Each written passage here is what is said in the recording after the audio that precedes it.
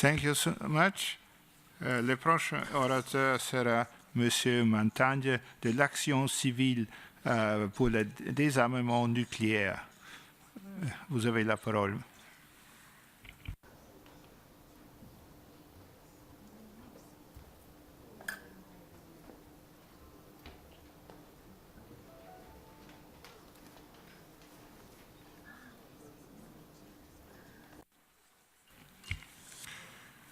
It seems the speaker is not in the room, so therefore I give the floor. Oh, sorry.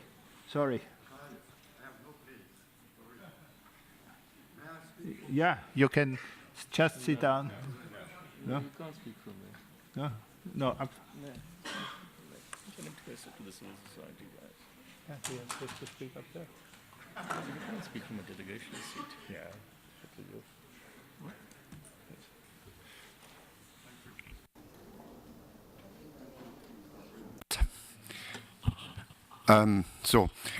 My name is Jean-Marie Matagne. I speak on behalf of the Action des citoyens pour le désarmement nucléaire, ACDN, which since more than 20 years, since 1996, is fighting for France participating in nuclear abolition.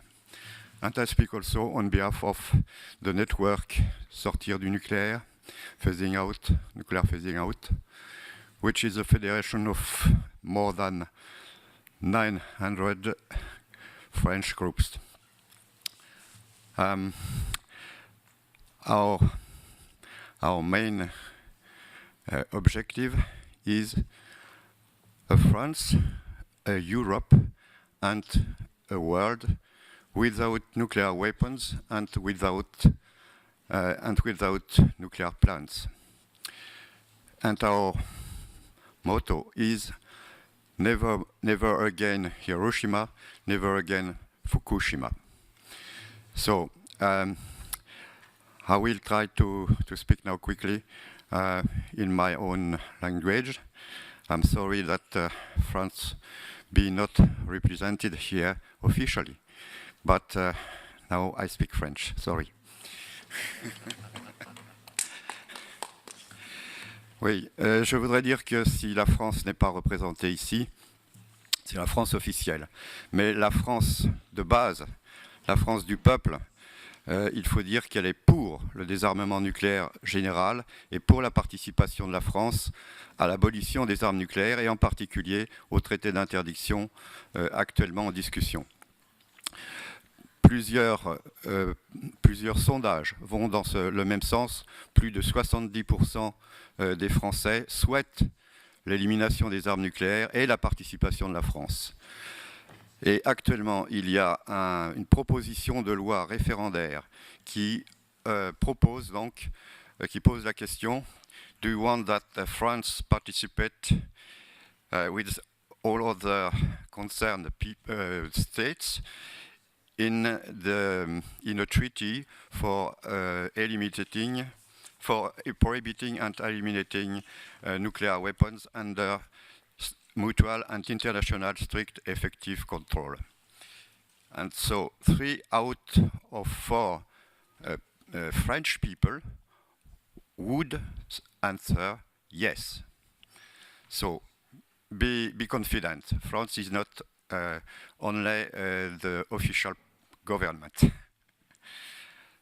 Second, I speak again in French, sorry. It's certainly better for you. J'ai juste 2 points que je souhaitais soulever. Premièrement, puisque les peuples sont largement, dans leur majorité, en faveur de l'élimination des armes nucléaires et d'un monde sans armes nucléaires, il faut tout faire pour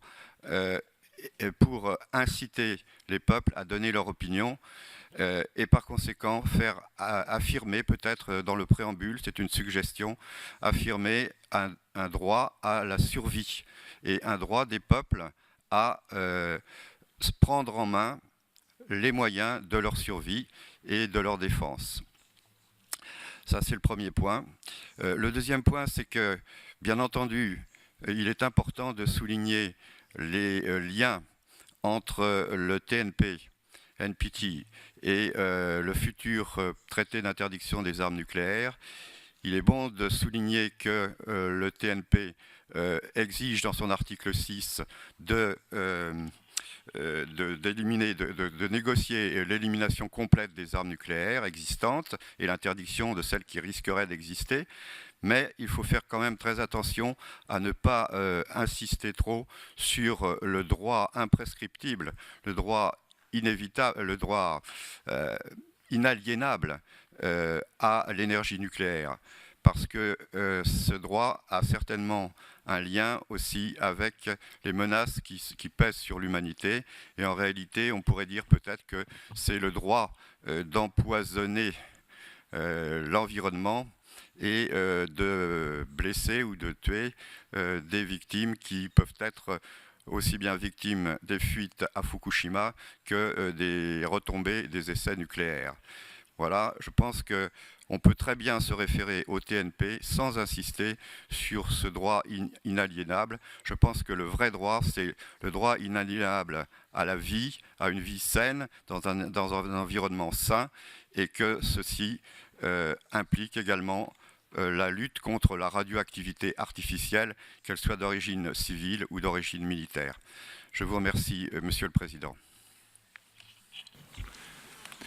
Je remercie l'orateur et donne la parole à la délégation de Cuba.